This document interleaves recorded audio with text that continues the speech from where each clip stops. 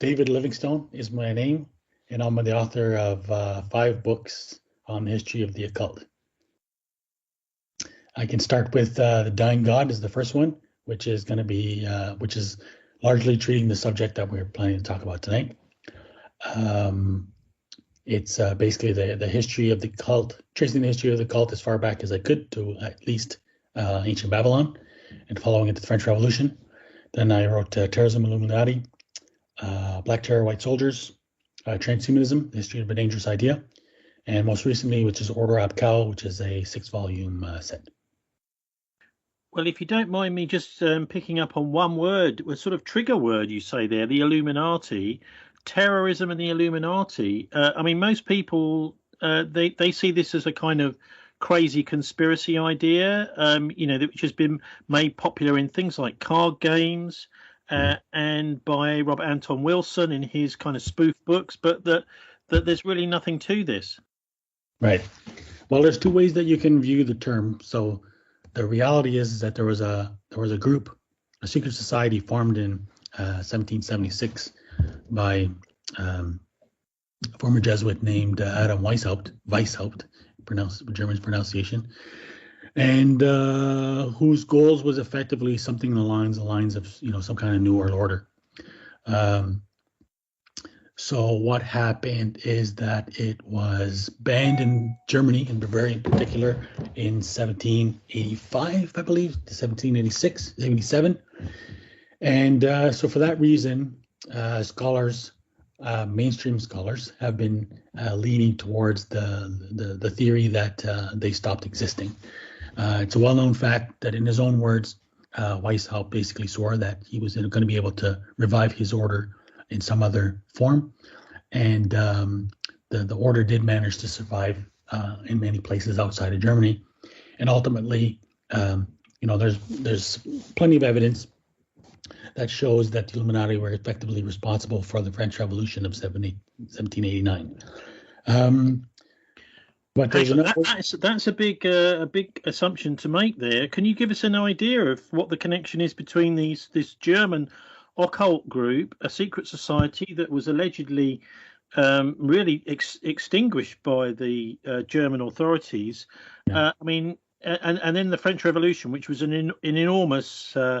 Most people see that as a spontaneous reaction to the excesses of the French royalty. Yeah. We have to understand that the French Revolution, there's 2 important revolutions in modern times. So, if we have to understand the era that we're living in. We're still living in basically the tail end of the Enlightenment. And the Enlightenment, of course, was the period of the 18th century that was marked by a flourishing, I guess you could call it, of European philosophy, heavily localized in France, and in particular targeted especially at religion. So, basically the world that we live in today is a world that was shaped during the Enlightenment. And that is so, almost the entirety of the well-known philosophers of the time, beginning with Voltaire in particular, were members of Freemasonry.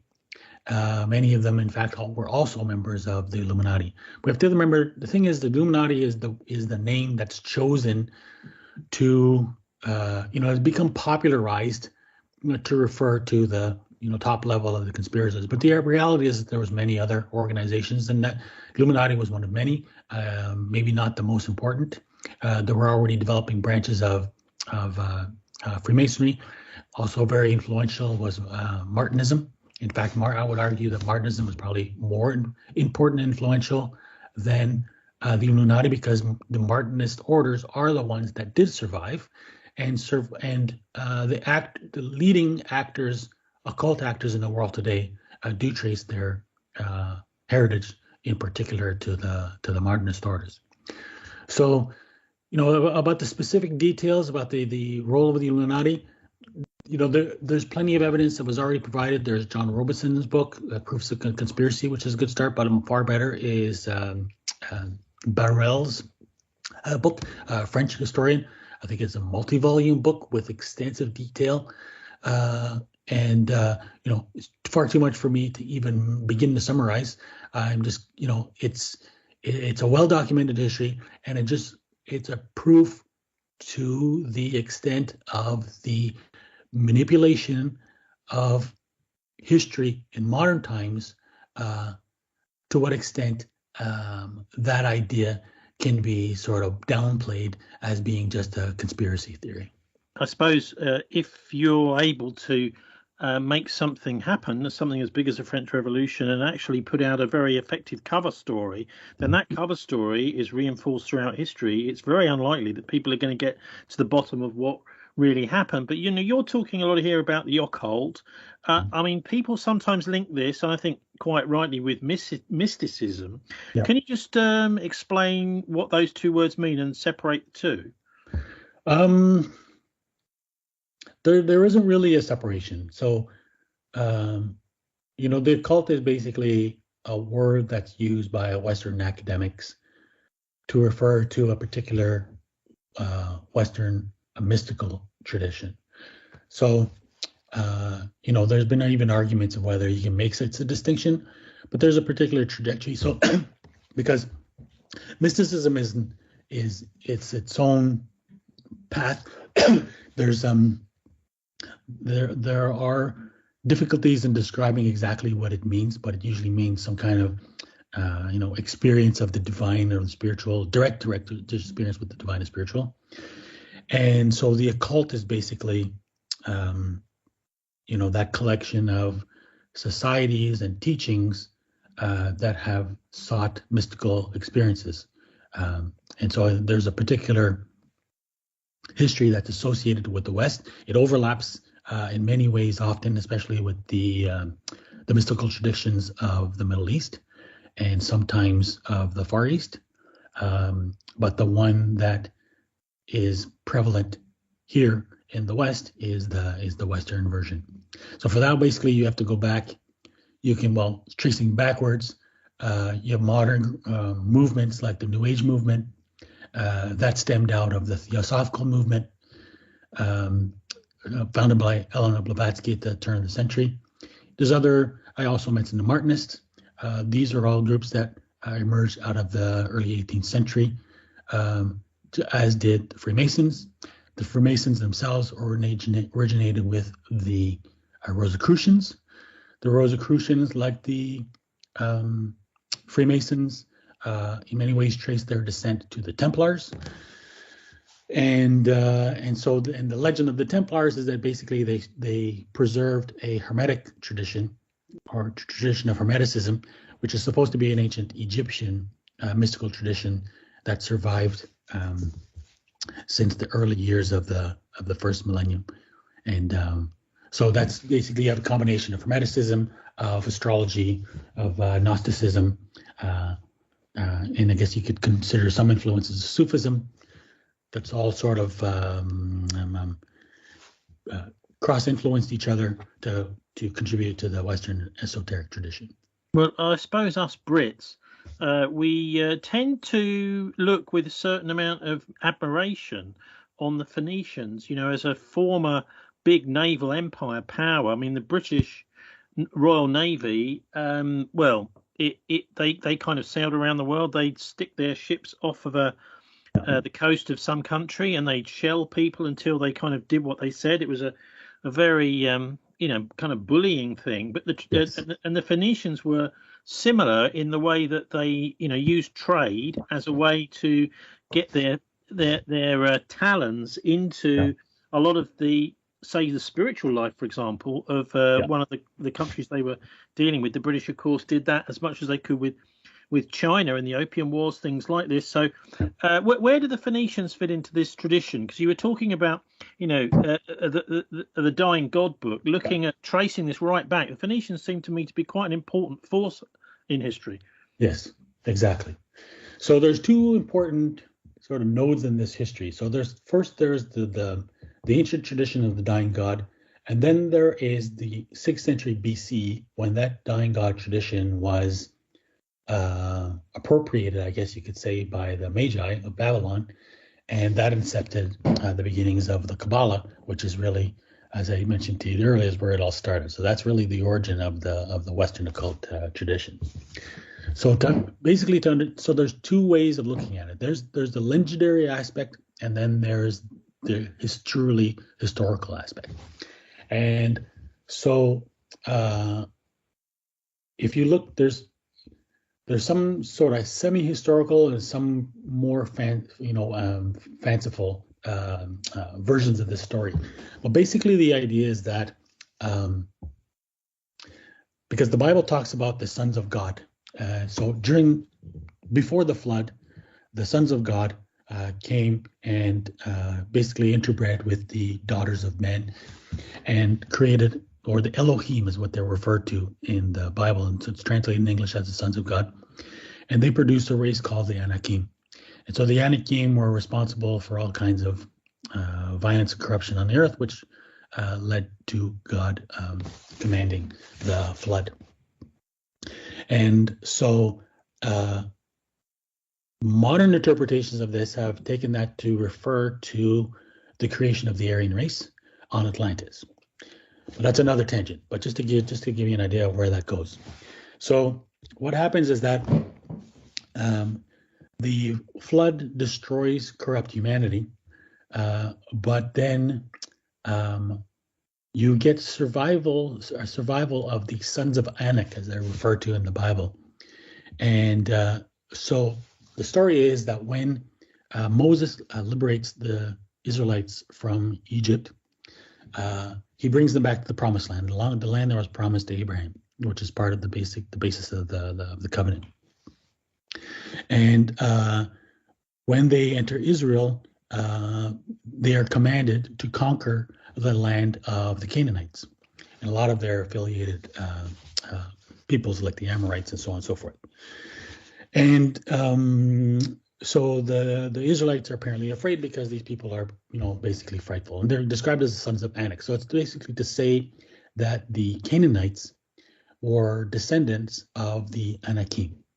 So they were descendants of the Elohim and basically these sons of God, who are, and there's no interpretation offered about what that means. It's only with the book of Enoch, which doesn't appear until the first centuries BC, and I think it's BC, which describes the sons of God or the Elohim as being the fallen angels.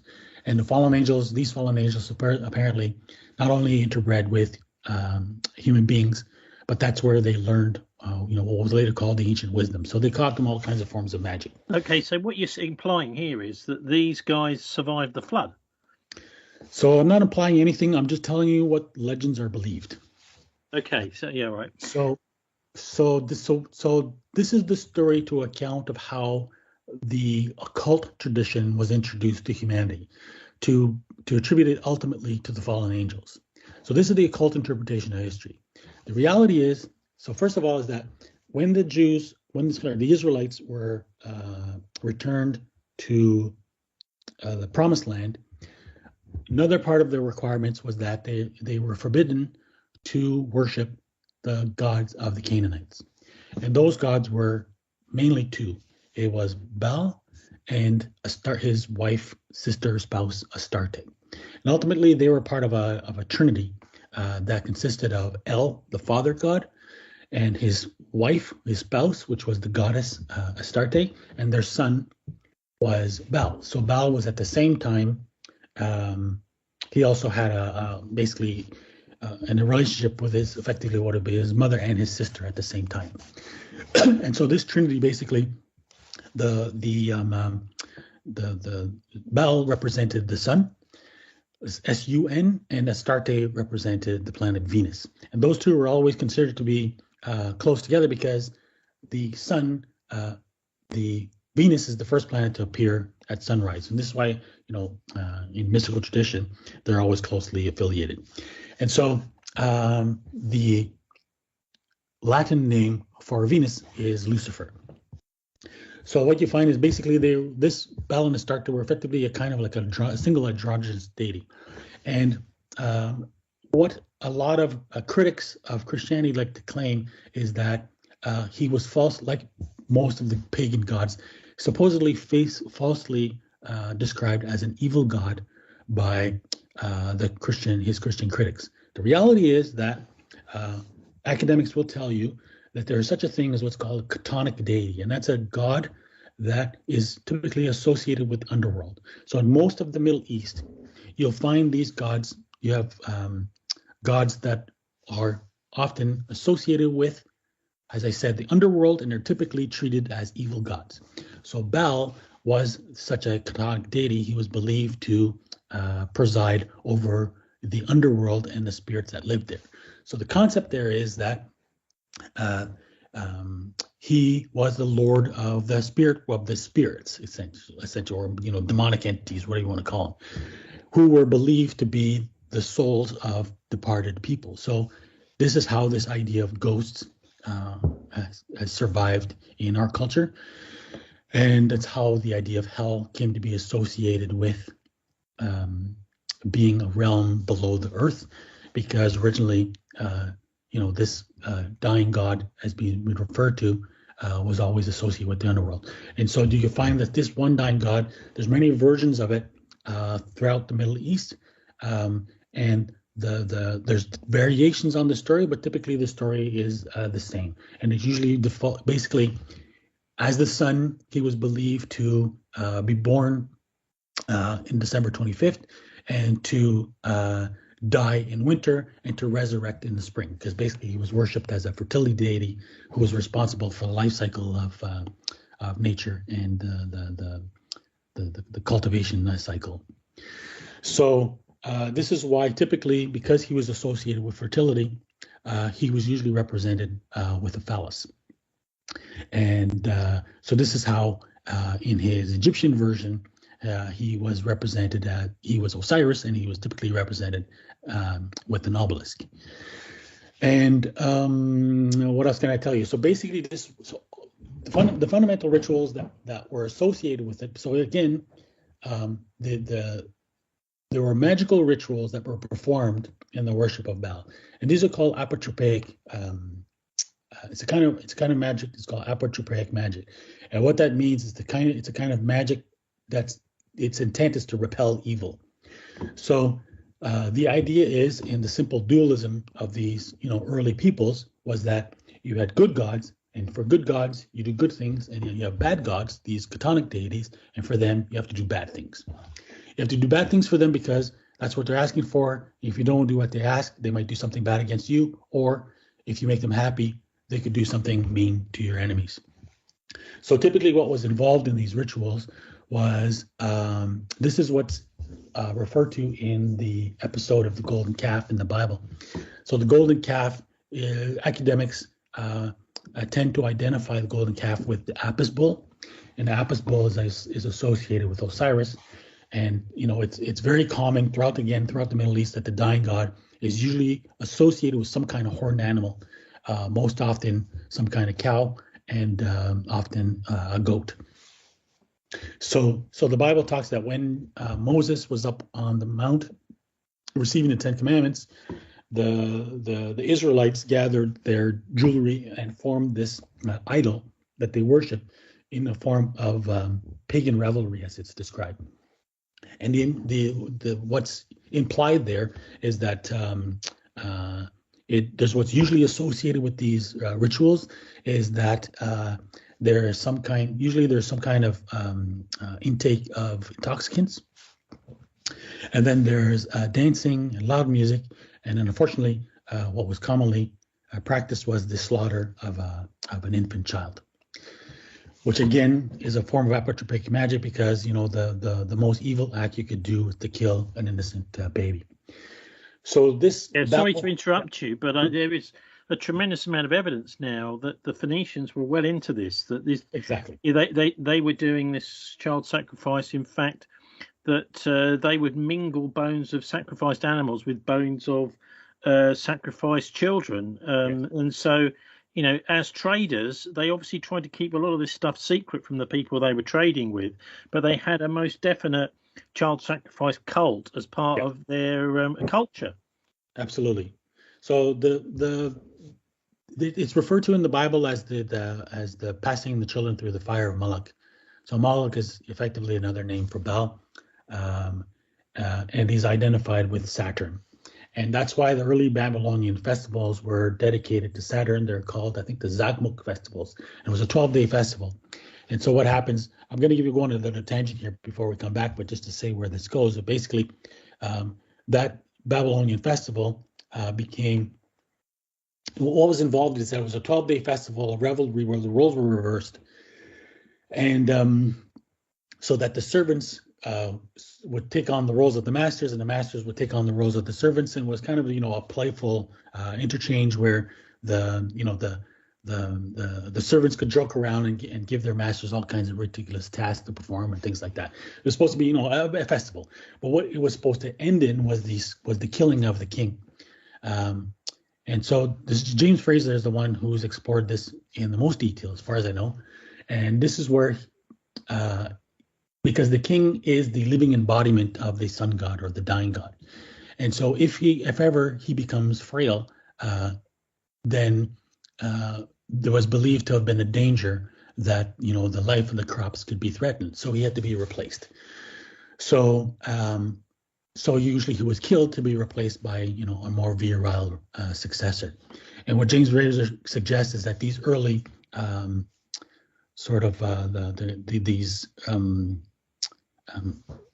this early Saturn festival was designed because what would happen is that king of fools would be elected as the king of sort of this swapped reverse relationship, and then he would be slaughtered instead of the king at the end.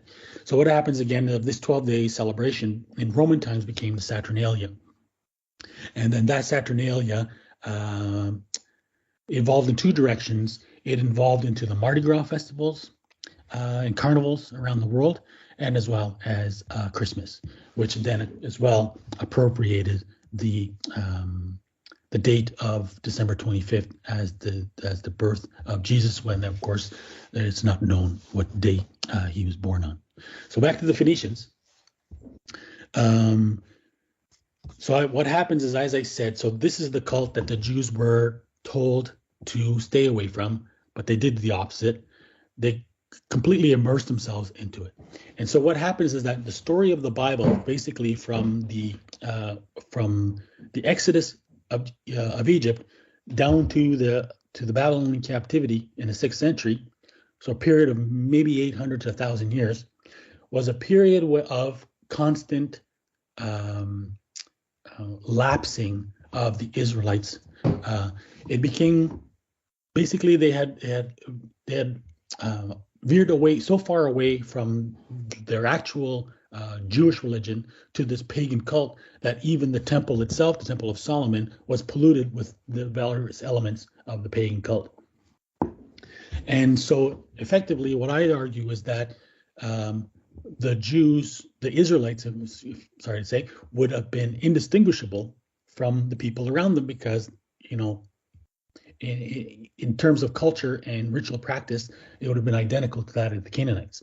That's why when you look at the descriptions by Herodotus of the Phoenicians, he describes them as being descendants of a colony from Egypt and of practicing circumcision. So what's interesting is, as you say, these Phoenicians now commanded the sea, and then they're the ones who are largely responsible for the beginning of the spread of these. Where they went, they spread these ritual practices, and one of the most important places where they had a profound influence was in ancient Greece. And this is why, even the alphabet itself is of a Phoenician origin. This is why the word alphabet comes from the 3 first letters of the Semitic alphabet. And there's a couple of books who are excellent on this subject. So, I recommend two scholars who are, as far as I understand, probably the leading scholars of ancient Greek history. There's Walter Burkert and there's M.L. West. Walter Burkert wrote, I can't remember the title of his book, but M.L. West wrote what's called the East Face of Helicon. And they study in depth the extent of Phoenician and what they call West Semitic influence in ancient Greece. So this is where you have these 2 periods in Greece, which are really important because this is how This period had this. Greece had such a profound influence as the so-called birthplace of Western civilization, when in reality it's the birthplace of the Western occult tradition. So you have this initial period of what's called the Archaic period of ancient Greece, which is dominated by Phoenician influence. And this is where now you get the influx of various foreign influences. And one very important one is the worship of Dionysus. So now to get back to the story of the Israelites, what happens is that they repeatedly lapse into the worship, this dying god worship of killing their children and practicing, necromancy or communion with spirits, and magic and astrology, all the things that they're forbidden to do. And so there's repeated warnings that if they persist, they're going to be punished for it. So what happens is that at the time, the Israelites were divided in two kingdoms. You had the kingdom of Israel in the north and the kingdom of Judah in the south. So the Assyrians were the first to come in the early 700s, and they took the entire people of the northern kingdom of Israel into captivity, and they dispersed them into the land of the Medes, and that's where these 10 tribes then became lost. Of the remaining kingdom of Judah, they were finally conquered by the Babylonians, and I think the year was 596 BC. And the majority of the population was then brought to Babylon. And so this is the key of where the story begins of the Magi. Let's just make it clear. We have all these Christmas carols and things about the three kings. Yes. Actually, there's no kings mentioned in the New Testament. The kings are talked, or the three kings are the three wise men, talked about quite a lot in Matthew, actually. There's your basic, they come and have a chat with Herod. Herod wants to know what they're up to. And they tell him, oh, well, we think this new king is going to be born, at which point he raises his eyebrows and orders them to be followed, although we're not quite sure whether he did manage to follow them. Yeah. And then when they actually follow the star and find Mary and Joseph with little Jesus in his manger, and they then have a dream which says, no, actually don't go and tell Herod where you are. And they go back by another route. So I think it's just nice to make clear who these Magi are, that they're not actually there as kings in the Bible. Maybe you could start, David, by making out, just describing what you think they were. What does a Magi mean? Because that's what they're described as in Matthew. So this is the whole point, and this is the whole basis of occult history. So the funny thing is that they are not really discussed in mainstream history. So I'm going to read to you two paragraphs from Albert Pike's Morals and Dogma that was published, and I'm not sure, maybe in the 1850s, approximately middle of the 18th century, to show you how this occult version, this occult interpretation or understanding of the Magi is fundamental to the history of Freemasonry in particular and the occult in general. So he says, to quote, "The occult science of the ancient Magi was concealed under the shadows of the ancient mysteries. It was imperfectly revealed, or rather disfigured by the Gnostics. It is guessed at under the obscurities that cover the pretended crimes of the Templars, and it is found enveloped in enigmas that seem impenetrable, the rites of the highest Masonry. Magism was the science of Abraham and Orpheus, of Confucius, of Zoroaster. It was the dogmas of this science that were engraven on the tables of stone by Enoch and Trismegistus. Moses purified and revealed them, for that is the meaning of the term reveal. He covered them with a new veil. When he made the Holy Kabbalah the exclusive heritage of the people of Israel and the inviolable secret of its priests. The mysteries of Thebes and Eleusis, preserved among the nations some symbols of it, already altered, and the mysterious key whereof was lost among the instruments of an ever-growing superstition. Jerusalem, the murderess of her prophets, and so often prostituted to the false gods of the Syrians and Babylonians, had at length its turn lost the holy word, when a prophet announced by the Magi, by the consecrated star of initiation, which is Sirius, came to rend asunder the worn veil of the old temple, in order to give the church a new tissue of legends and symbols that's still and ever concealed from the profane, and ever preserves to the elect of the same truths. So the key with the Magi is that they were a Babylonian priesthood. And so conventionally, it's understood to refer to the priests of the Persian religion of Zoroastrianism. There was also at the same time another cult, priesthood, that were known as Chaldeans, and this was the Babylonian priesthood. So again, there's so much focus on Greek history and so little, the birthplace of so much of this tradition, that this history escapes most people. So the Chaldean Magi, as they were called, were famous throughout the world as a sort of wise men. So there's one book which is really important, has been really important for me, which was written by Frans Cumont. He's a Belgian scholar, and I've said this many times before, that he's, in my opinion, the greatest academic, at least for ancient history, of the 20th century. And what makes him so skilled is that you get a lot of academics these days that focus really on one path of history. And what made him unique is that he was very well versed not only in Greek history, but also in Babylonian and Egyptian history. So he was able to trace the parallels that others missed.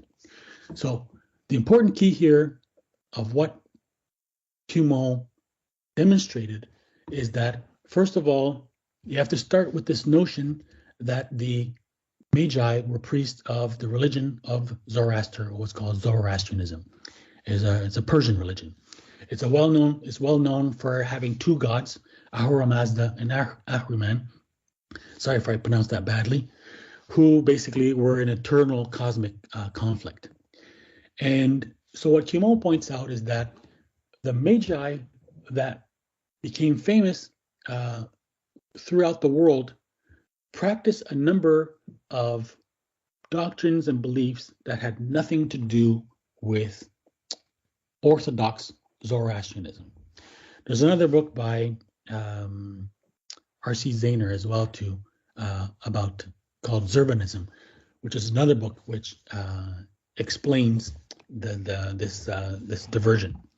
So, in fact, Zahner explains that these Magi, the ones who became popular, because our word magic comes from Magi. He explains that they were actually Deva worshippers. So Devas in Persian culture, that was the name for demons, effectively. So effectively, they were demon worshippers.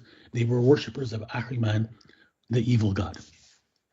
So basically what was happening is that there was a number of books that were circulating in the ancient world that were falsely attributed to Zoroaster, not only to him, but also his disciple and his patron. So one to Zosimus and the other one to Hystaspes.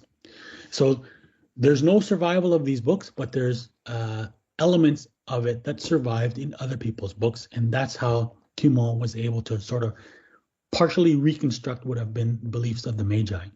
So fundamentally, what you see is that they worship some kind of dying god. In their case, it was Mithras or Mithra, which is basically the Persian version of Baal, and a version of the goddess. I think her name was Anahita, which is the origin of Athena. And they would have believed in astrology, numerology. They believed in reincarnation and vegetarianism.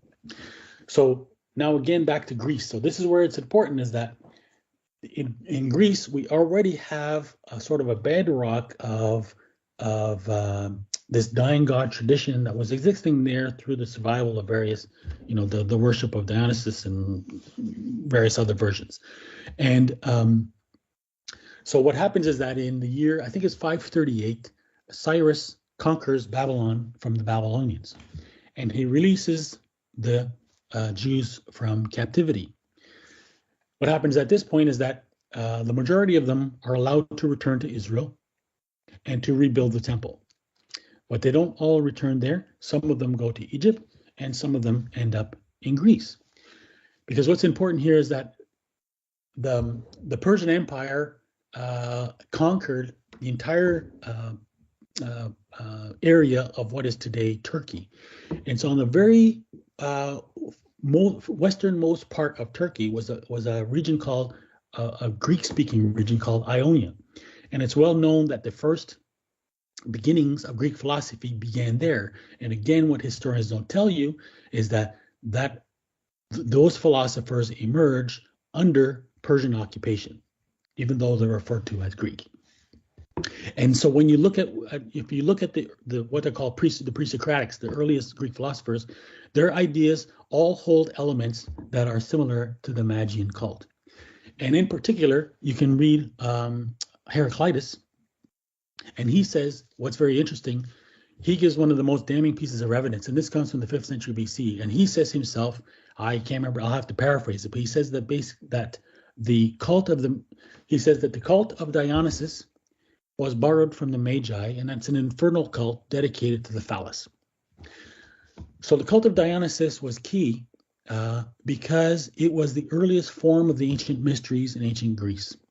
So again, this was the same dying god ritual that involved intoxication, dancing, and orgies and human sacrifice.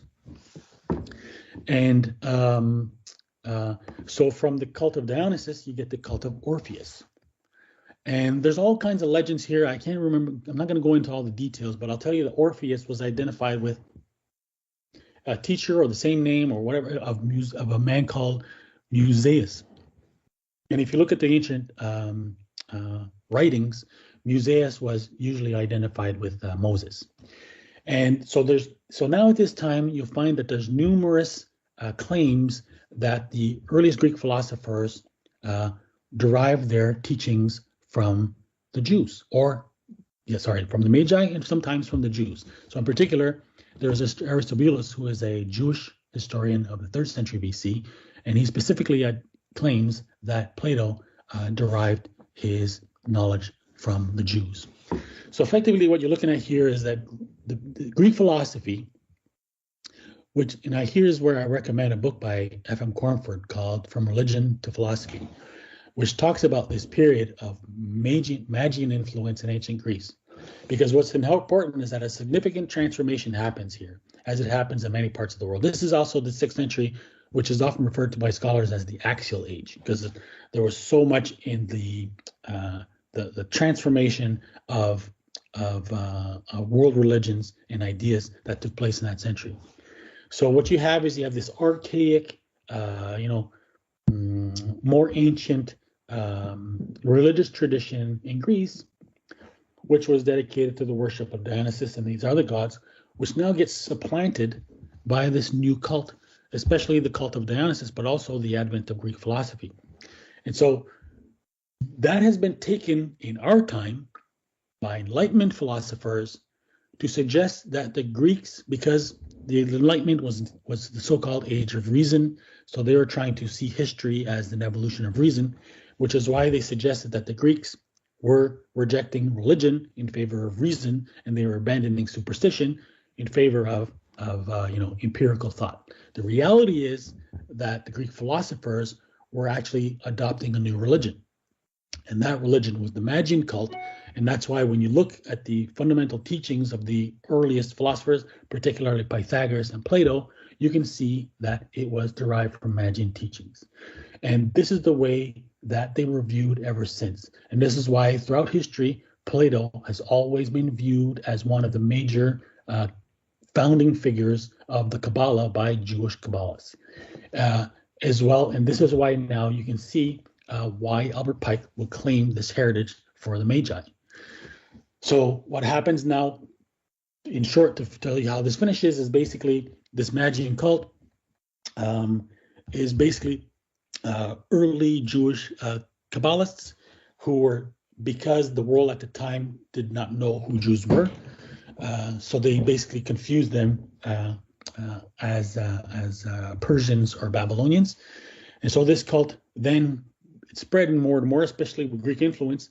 When Alexander the Great conquered much of the world, that's when this Greek version of the Kabbalah then was infiltrated to various parts of the world, most importantly, the city of Alexandria. And this really, Alexandria is really effectively what we can regard as the beginnings of the occult tradition, because this is where now you have this whole confluence of all these different versions. So now you have in Alexandria, you have the influence of the Persian occult tradition, the Egyptian occult tradition, which is known as Hermeticism. You have the influence of the various ancient mysteries, so the mysteries of Mithras, the mysteries of Sibyl, the mysteries of Isis, the mysteries of Osiris, were all basically just variations of the ancient dying god mysteries. And then you have the influence of Gnosticism, which is sorry, let me step back. Then you also have the influence of the Jewish mysticism, which is evidenced in groups like the Essenes and another group affiliated with them in Egypt, in Alexandria in particular, called the Therapeutae. And then you have the Greek influence, which is called Neoplatonism, and that's how it enters the fold. And then you have Gnosticism. And Gnosticism is basically the Christian version of all these various cults. But they're all the thing is that scholars refer to this era as an era of syncretism, because there are so many what they thought were separate elements cross-pollinating each other, without understanding that they all had a single origin in the cult of the Magi. And they were just basically branches of the same cult. So Hermeticism was the alchemical, sort of practical magic branch of this occultism. Neoplatonism was the theology, and the ancient mysteries were the rituals. So can you sum up what most people aren't really familiar with Zoroastrianism. What did the Magi actually believe? What was the core of their religion? I mean, that's exactly what I explained. So you probably had Magi who were actually legitimate Orthodox priests of the religion of Zoroastrianism. And then you had these quote unquote heretical Magi who became popular throughout the ancient world. And for them, we don't have, any concrete survival of what they wrote or left behind.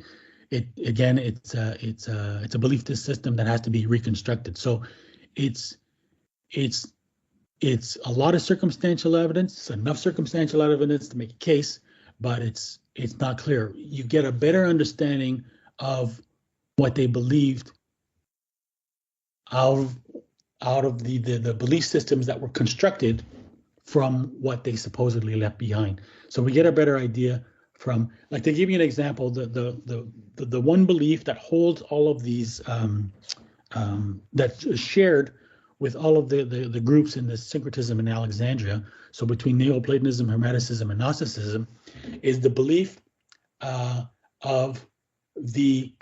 what in the Jewish version was called Merkaba mysticism. And Merkaba mysticism, which is what Gershom Scholem called Jewish Gnosticism, and he characterized as the origin of the Jewish Kabbalah.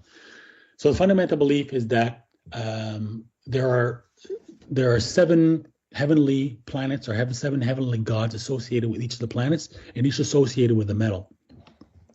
So you have sort of like a spectrum from the sun to Saturn, and Saturn is lead and the sun is gold. And so it's kind of an alchemical process where the mystic has to proceed through the 7 planets, and he has to use the magical words to pass sort of the trials.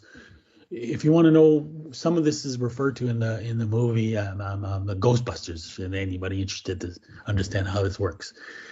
So you pronounce these what are called words of power, or magical words to proceed. So you proceed through the 7 planets. So basically transforming yourself from lead to gold when you reach, because the gold is symbolized by the sun, and then that's where you have union with the sun.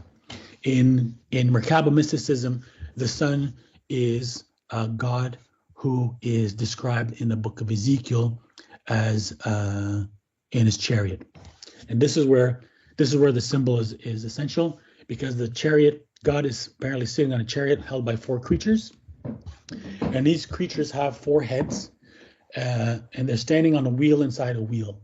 the wheel inside a wheel refers to the two equators. So there's the two orbits. So you have the orbit of the Earth on itself and the orbit of the Earth around the sun. So this is why these two circles were important. This is how this is what was referred to in Plato's literature as the Greek letter chi, which looks like an X, and that's one of the ways that the cross came to be adopted in Christianity. So the four creatures again have four heads. This is the head of a lion, the head of an eagle, of a man, and a bull.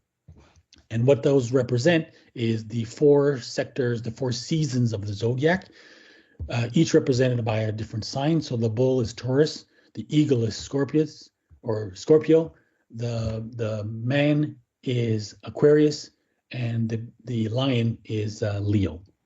And of course, so this four creatures, this is a concept that was taken from the chariot god. So if you look in ancient Egypt, god Ra was pulled by a chariot led by four horses. It's the same with Apollo. And there's another important Greek myth. His name is I forgot, but it's another myth of a chariot, which is all related to the mysteries, to the ancient mysteries. And this is why when you look in the Book of Revelation, these creatures then appear again. Why does this matter today still? Why it matters today is because when we talked about the Illuminati, I just read you the quote from Albert Pike. He explains that, this so-called heritage of the Magi is the rites of the highest Freemasonry. So, because what's that referring to is the development of the cult of the Magi is in actuality the development of the Jewish Kabbalah. What happens is that when the Jews are in Babylon, basically that captivity was supposed to have been a punishment that they sort of recognized. Well, they should have recognized it as a punishment for their errors, but instead you have this group. I don't think it was the entire population who chose to reinterpret in a mystical fashion the significance of the captivity. So they instead of recognizing that the captivity is a punishment for their worship of the dying God, they retained the worship of the dying God, and they assimilated it with the magical practices that they learned in Babylon, particularly Babylonian astrology and numerology. So this combination of these two traditions is basically what created the it's the birth of this particular tradition of magic, satanic magic, if I might say, which manifested itself in Judaism as Kabbalah, and again manifested itself in Greece as philosophy. So when you look at the birth of this cult, this is it. Everything that you can describe from that point forward is derived from there. So the people, the cultists who are operating today, as part of effectively what's a Luciferian conspiracy, they are operating on this belief that they are, perpetuating the cult of the ancient magi, this cult of magic, which they believe is their means for bringing about. And again, it comes back to the revelation, because we've talked about this before, that there's the effectively modern occultists are Gnostics. So just because they worship Lucifer as a true God doesn't mean that they reject the Bible. No, they believe in the same Bible and read the same Bible that the Christians do, except they interpret it in reverse. So they put just as much or maybe even more significance on the book of Revelation, because to them it presents the blueprint that they need to follow in order to bring about the end times. And the means for achieving that end is magic. So you mentioned James Fraser there.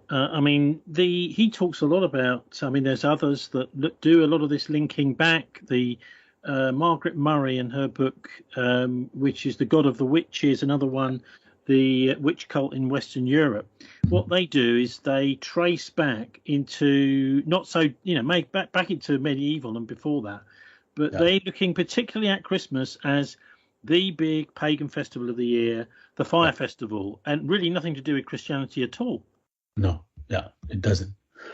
If you look at the history of Christmas, it's very interesting. So I got a chapter in my book in volume 2. So the Saturnalia survived as two traditions in the West. You have the Mardi Gras festivals, and you have the Feast of Fools. And so the thing is that Christmas was many times banned in Europe. One of the most important periods when it was revived was with Francis Bacon. And this is Francis Bacon, aka William Shakespeare. So they used to perform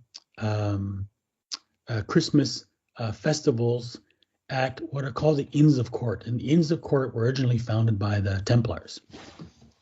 And it's sort of like a festival that basically it's a survival of the Feast of Fools, and it involves what's called the Lord of Misrule. And so the Lord of Misrule is basically is Lucifer, and this is why it's a period of turning everything upside down. And so this is how a cult tradition tried to hide itself within Christianity, disguise itself basically by giving itself a cover of being a Christian festival by by claiming that it was a celebration of the worship of Jesus. But I'm pretty sure that the practitioners knew very well what they were doing. And what you have now is that in Puritan England, I'm not sure how long it was, maybe a couple hundred years, Christmas was actually banned. And then you get various people who are involved in trying to revive it. And I can't remember the personalities exactly, but they're basically Santa. So obviously Santa has nothing to do with Jesus, right? Santa is not in any way, well, he's remotely related to, he's supposedly Saint Nicholas, but he's effectively the god Saturn, of the god of the Saturnalia. And what's interesting is he's often referred to as jolly old Saint Nick, and old Nick is another word for Satan.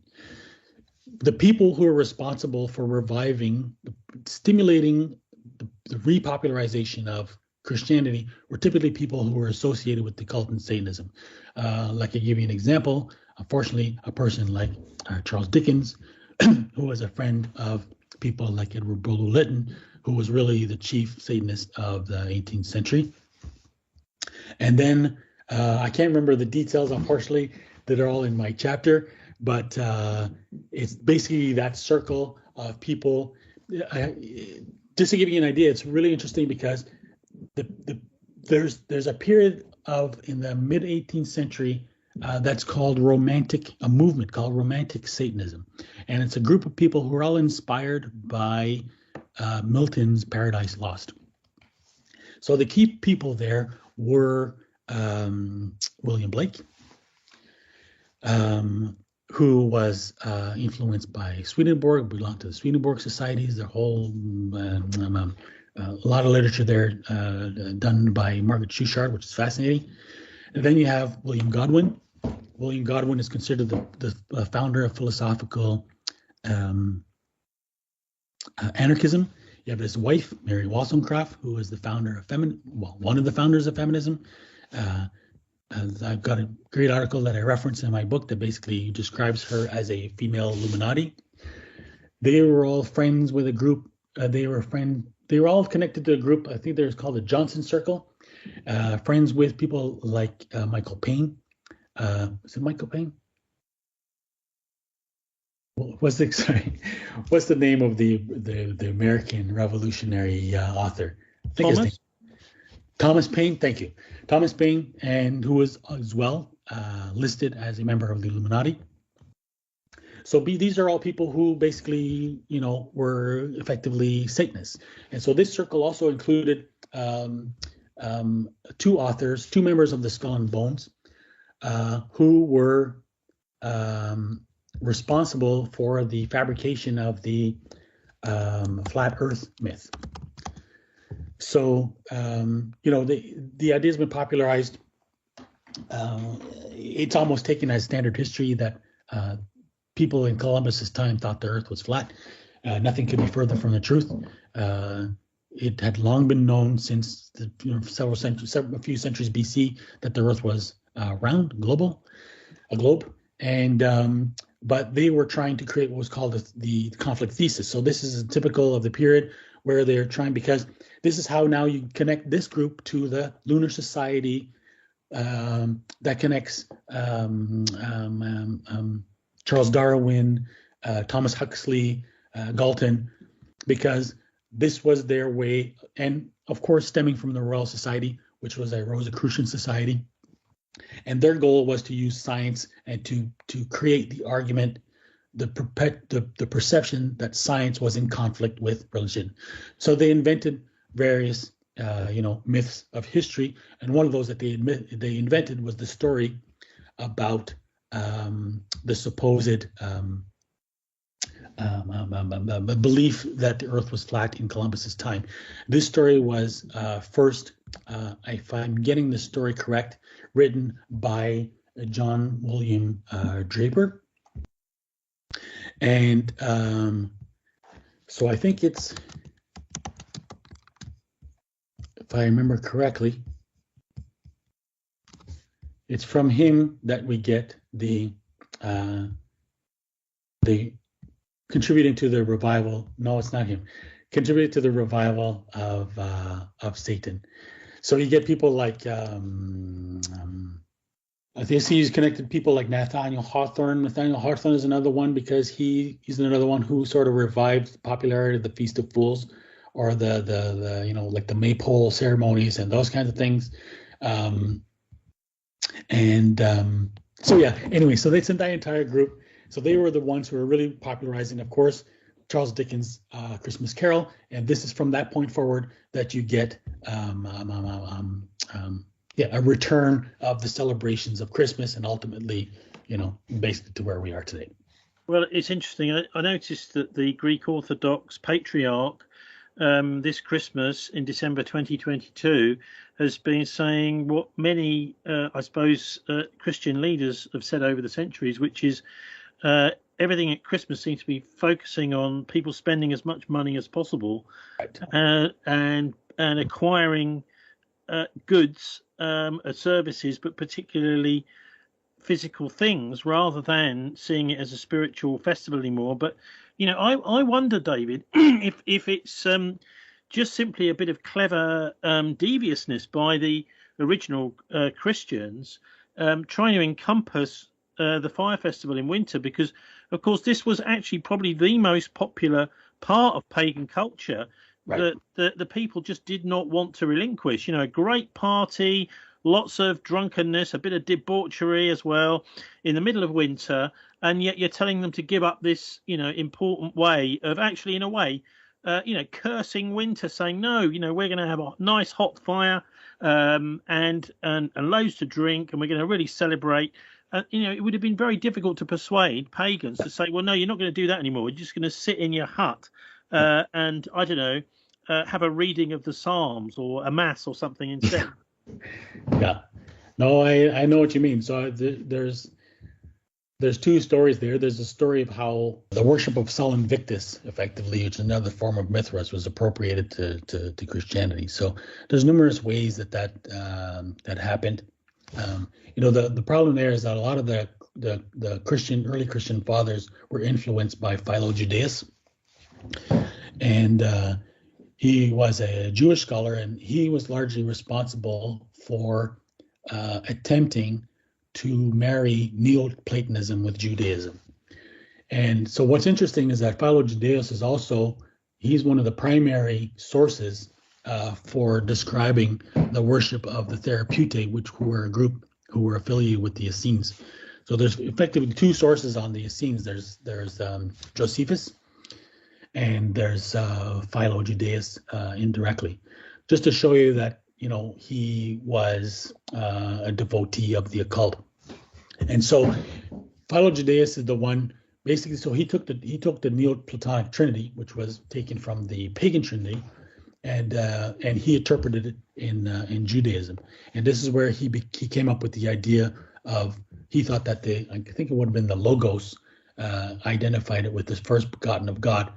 And so the early Christian fathers, people like Justin Martyr, they, following the example of Philo Judaeus, they wanted to adapt Neoplatonism to Christianity, and that's how a lot of these ideas were incorporated in Christianity.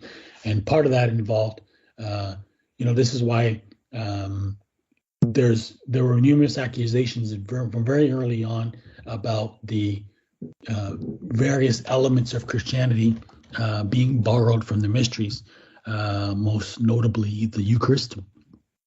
So eating the flesh and the blood of the God was supposedly adopted from the mysteries, the Mithraic mysteries in particular. And of course, so Mithras, or Sol Invictus, is his other aspect, who was supposedly born on December 25th. So that's how that idea was infiltrating Christianity. But then what happens over the years is that you have people. I mean, we have to understand, this is why we live in a very different time, where we live in a time when the occultists have seized power. So they no longer have to hide like they used to.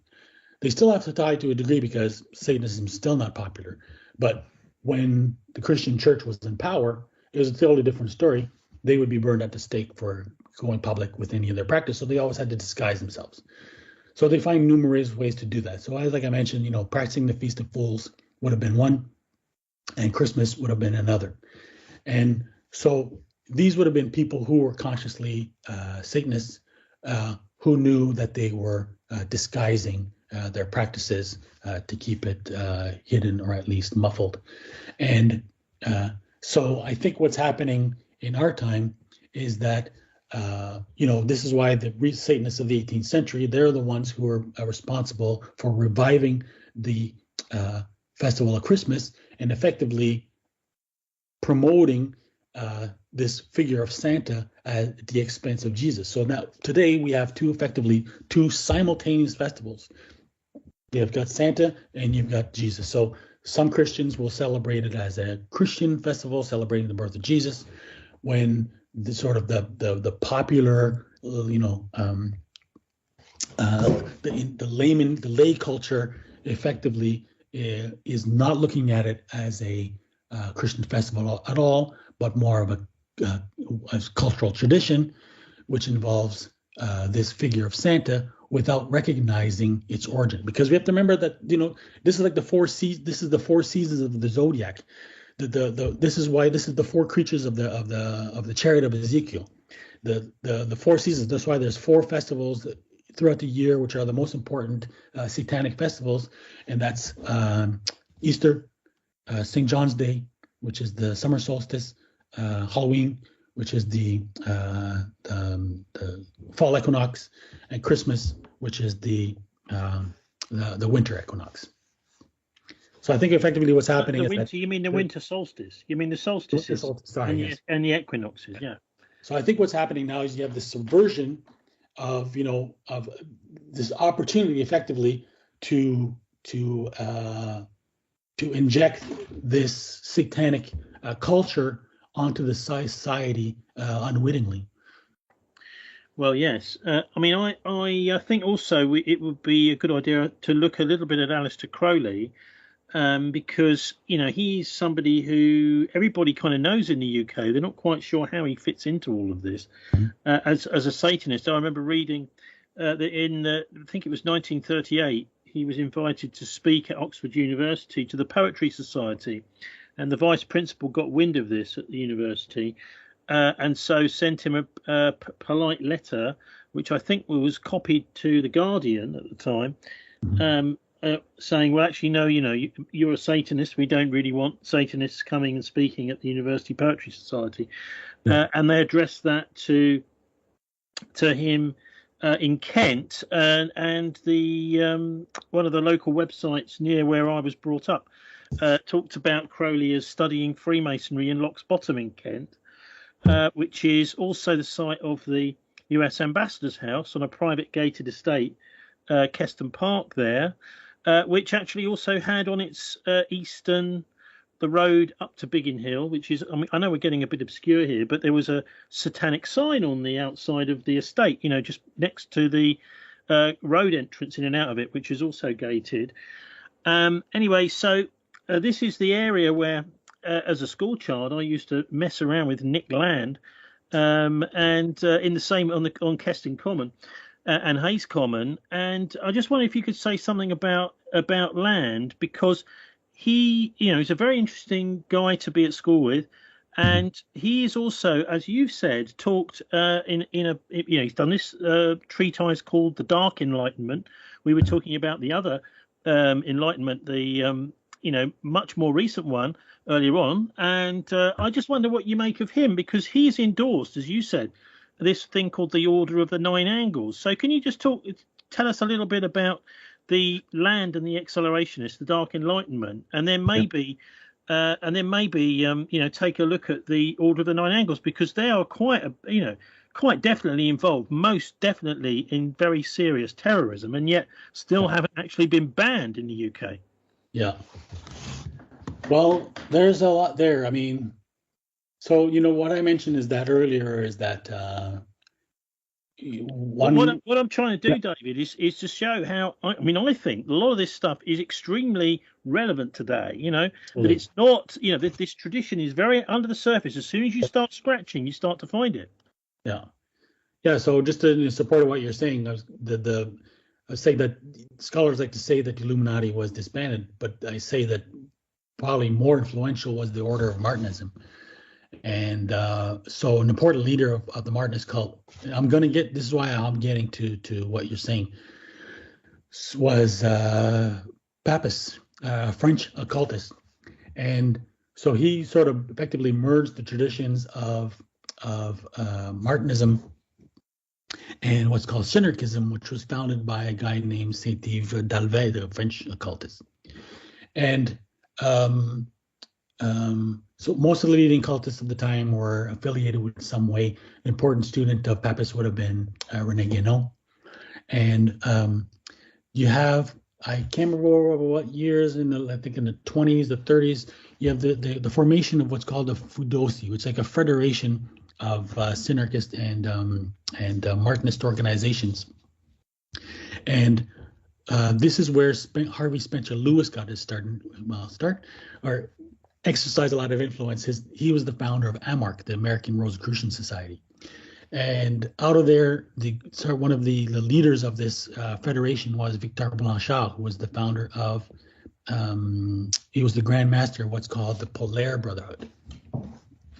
And so all these ideas, this nexus of ideas of Synergism, Martinism, and the Polaire is really the birth of the truly influential occult tradition.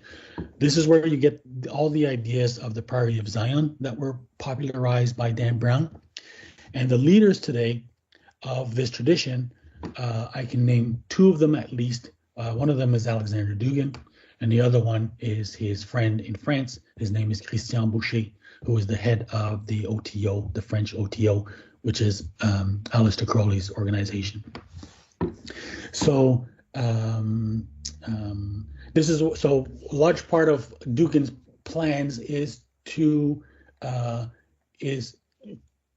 create a conflict between what he calls Hyperborea and Atlantis.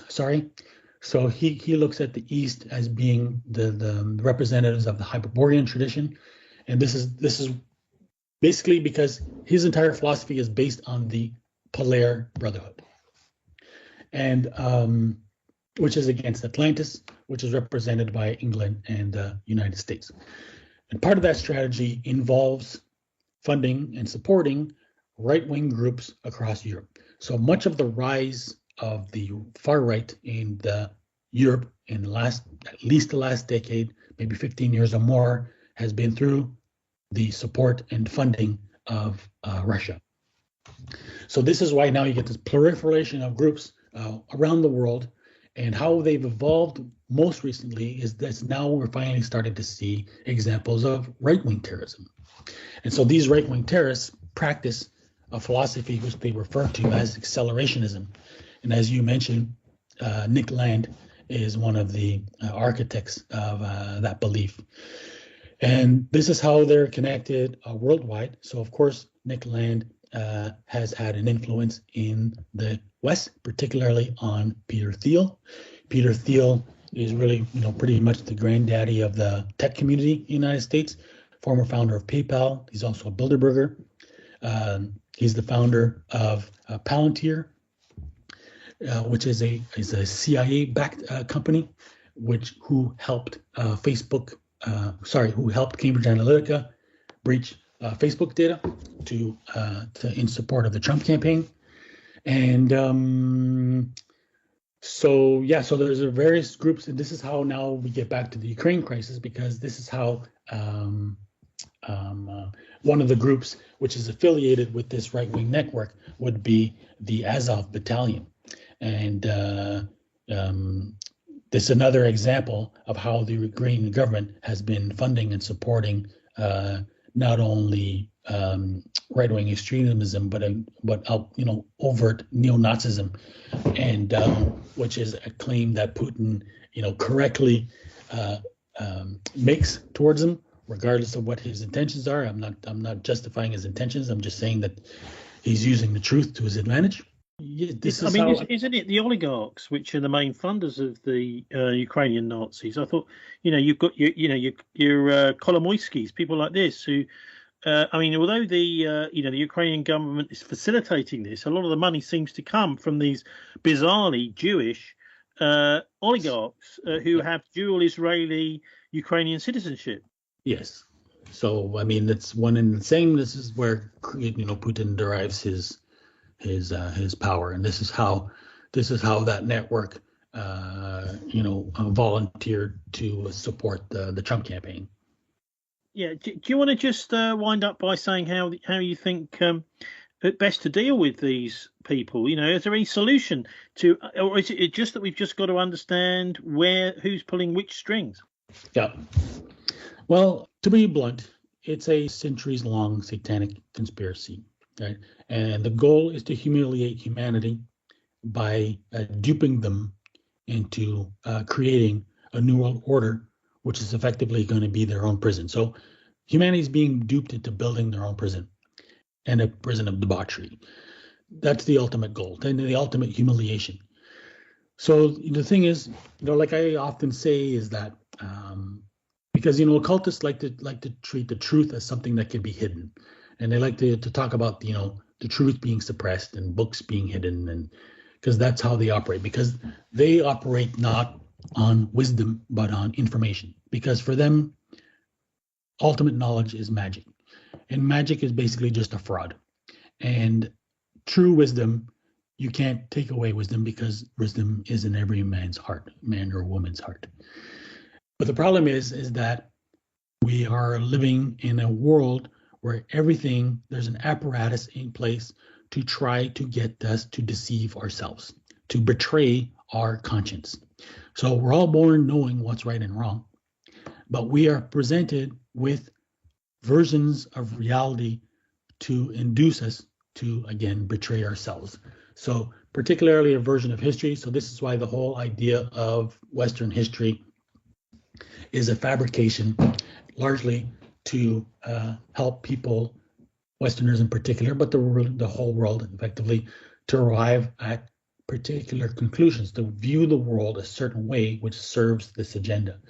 So what has to happen is that people know deep in their hearts what's right and wrong, and they know that first of all, they know what they are doing is wrong. They know that they have deceived themselves just to follow along with everybody else. And they know that what's happening around them is wrong. The problem is that they're afraid.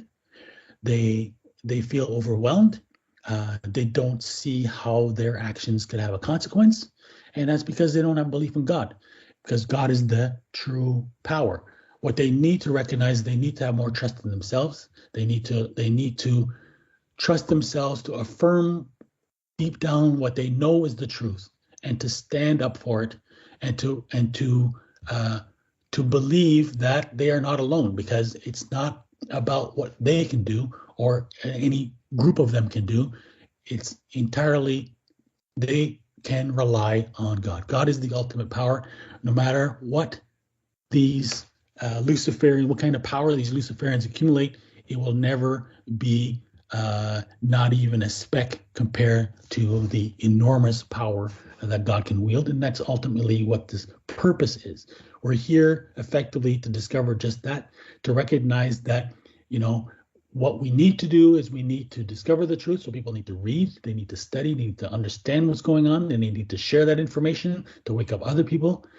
We need a critical mass of people. We need a group, a number large enough to be able to oppose the agenda. And we can never be afraid of how much power they've accumulated. We have to recognize that God is waiting for us to recognize that we can only do it through him. So more courage, less fear, more faith. Yes. Okay, David Livingstone, can you just remind us where people can go and find your latest book online, and can we get a paperback copy or hardback copy of it? You bet.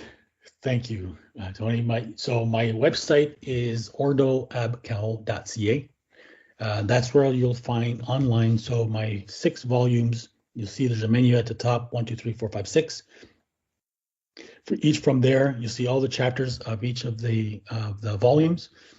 So you can read the book online, or from the homepage, from any page, you'll see there's links to buy my book on Amazon. So that's a paperback version or a Kindle version.